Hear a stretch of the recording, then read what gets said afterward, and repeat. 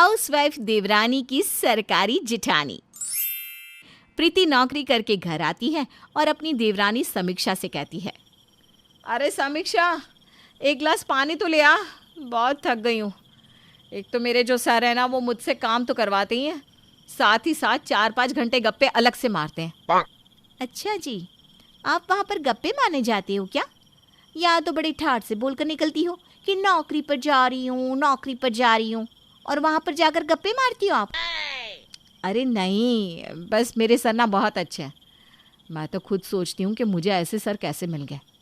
लेकिन तुम क्या जानो एक सरकारी नौकरी करने वालों की इज्जत। तुम्हें तो घर के कामकाज के बारे में ही पता है। ऐसा क्यों बोल रही हो?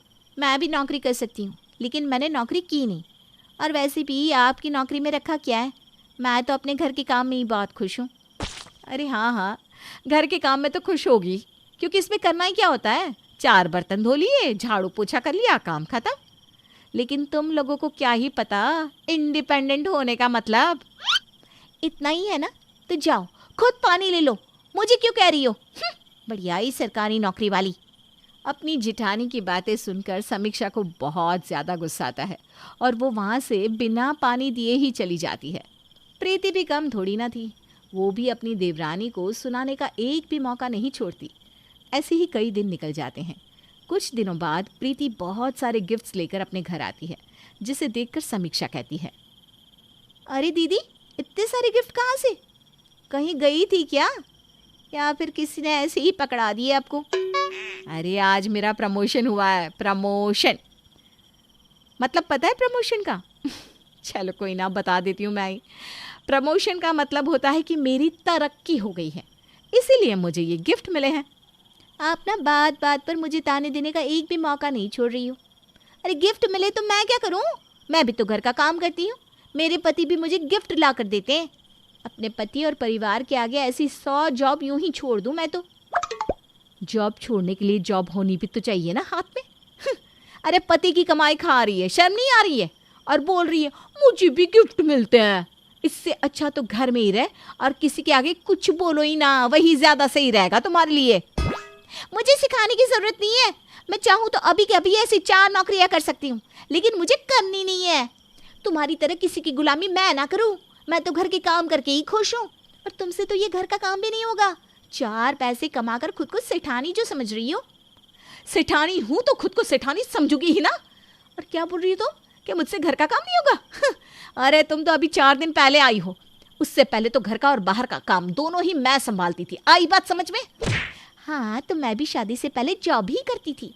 ऐसा नहीं है कि मैंने जॉब करी नहीं है, मुझे भी सब पता है, कहाँ क्या होता है, कैसे होता है।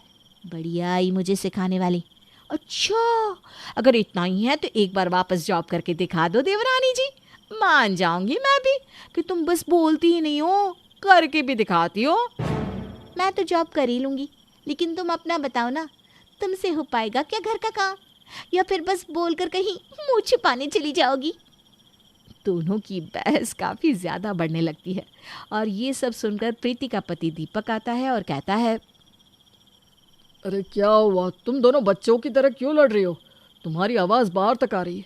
कोई बताएगा आखिर हुआ क्या है? बताना क्या है? जिठानी जी को समझा लो, उनसे एक काम होता नहीं और बोल रही है कि मैं बस आराम करती हूँ। खुद तो काम से बचकर नौकरी करने चली जाती है। हाँ तो कर लेती हूँ, कर ही लेती हूँ ना। तुम्हारी तरह थोड़ी ना है कि किसी की चापलूसी करके घर के काम में ही बंदी रहूं। दोनों की बहस ऐसे ही बढ़ती जा रही थी और इससे परेशान होकर दीपक भी वहाँ से चला जाता है। कुछ दिनों बाद घर के कामों को ना प्रीति हाथ लगाती है और ना ही समीक्षा। पूरा घर फैला होता है, खाना भी नहीं बना होता। ये सब देखकर उन दोनों की सास सुजाता दीपक के साथ आती है और दोनों से कहती है, बहुओं, ये क्या हाल बना रखा है घर का? कोई ये सब देखकर कहेगा क्या इस घर में 2-2 बहुएं हैं? माँ जी, अब कहना क्या चाहती हो? मैं पहले बाहर का काम करूं, फिर घर आकर घर का भी काम करूं, और ये महारानी घर पर पसर कर आराम करती रहे? नहीं, मैं घर का काम नहीं करने वाली। हाँ तो मैं भी कुछ नहीं करने वाली। अरे बाहर नौकरी क्या करती हो? खुद को प्रधानमंत्री ही समझने लगी हो।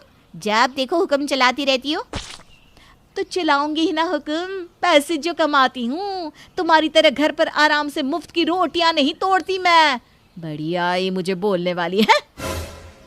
माँ जी, अब जेठानी जी को देख लो, मैं कुछ नहीं बोल रही हूँ तो इसका फायदा उठा रही है। अभी कुछ बोलने पर आ गई ना तो ये बोलेंगी कि मैं इज्जत नहीं करती बड़ों की। माँ देख लिया इन दोनों के कैसे ड्रामे चल रहे हैं। अरे मैं तो थक गया हूँ। इन दोनों को कैसे क्या समझाऊं, रोज का ही नाटक हो गया ये। एक दूसरे को नीचा दिखाती रहती है ये दोनों। तुम माँ जी के कान में क्या खुसुर पुसुर कर रहे हो? अब तुम दोनों की सास ही बोलेगी। अच्छा यही होगा कि अब दोनों ही शांत हो जाओ। अरे इस घर को दोनों ने चिड़िया घर बना रखा है। जरा भी शर्म नहीं आती तुम दोनों को? माँ जी मैंने क्या किया, अब मुझे क्यों सुना रही हो? तुझे क्या अलग से न्योता दूं शांत होने के लिए है? अरे इतना कौन लड़ाई झगड़ा करता है? और तुम दोनों को एक दूसरे के काम इतने ही आसान लगते हैं तो अब से तुम दोनों एक दूसरे के ही काम करोगी। क्या मतलब माँ जी? मेरा यही मतलब है कि अब से घर के काम प्रीति बहू करेगी और बाहर नौकरी पर समीक्षा तू जाएगी। और अब यह फैसला हो चुका है, कोई भी बहस करता हुआ दिखा तो अच्छा नहीं होगा। सुजाता दोनों बहुओं को अब एक दूसरे के ही काम करने को कह देती है। अगले दिन प्रीति रसोई में खाना बनाने लग जाती है और समीक्षा नौकरी ढूंढने चली जाती है। दोनों एक दिन भी एक दूसरे का काम नहीं कर पा रहे थे। शाम को जब जैसे तैसे दोनों थक कर बैठते हैं तो दोनों के मुंह से आवाज़ तक नहीं आती। ये देखकर सुजाता कहती है, अरे बहू क्या हुआ? अब तुम दोनों शांत क्यों हो? अब कुछ नहीं बोलना।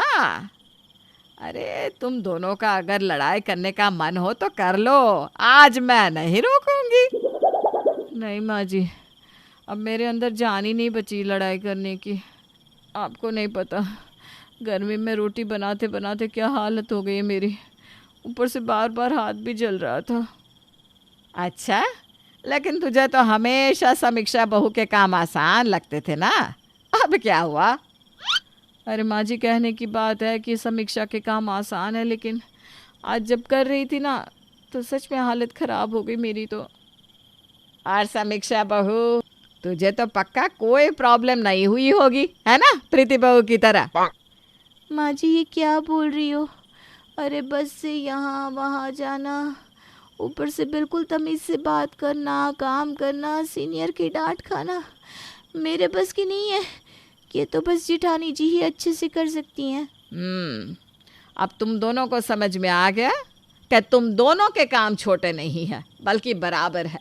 बस फ़र्क इतना है कि जो अपना काम कर सकता है उसे वही करना चाहिए, ना ही दूसरे के काम को नीचा दिखाना चाहिए। दोनों बहुओं को अपनी सास की बात समझ में आ जाती है, जिसके बाद दोनों बहू आपस में लड़ाई करना बंद कर देती हैं।